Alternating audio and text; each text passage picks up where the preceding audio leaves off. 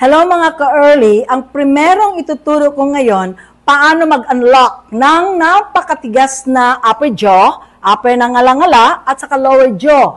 Dahil anchoring of the tongue and formation of the lips ay napaka-importante. So ang first na exercise, open your mouth as wide as you can and let your tongue come out as long as you can.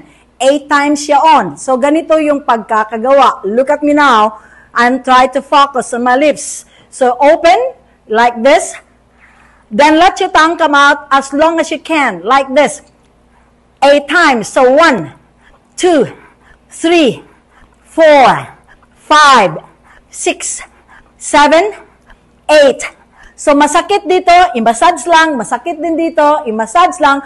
Parang napupunit ang dito. All you have to do is just go back to the formation of a pouting lips like this. So yun lang muna mga ka-early, bukas naman uli dahil dapat isa-isa ang ating pagbibigay ng tips para hindi tayo malilito. And I share this in the name of the Lord Jesus Christ. Amen. Good day!